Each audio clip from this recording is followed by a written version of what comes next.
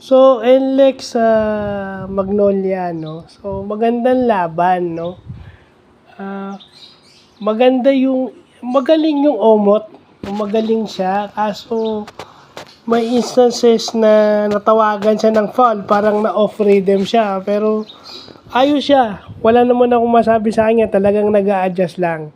It just so happens na yung kalaban nila got shooters.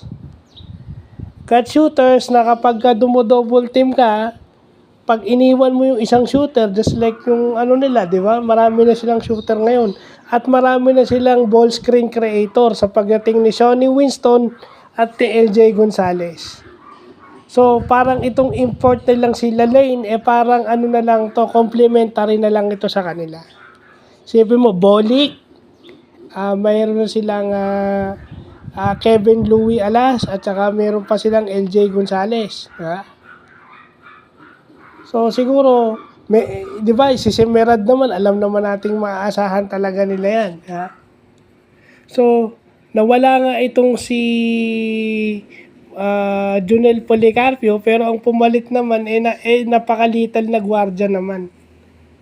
No? So, bahala na lang silang magano. Well, definitely, maganda yung nakikita ko, no?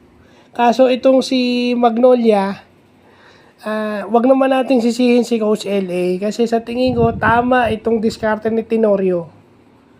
Tama to in the sense na hinahayaan niya yung mga bata na matuto sa laro. Walang masama doon. As a coach, pwede yan. So, yun lang po.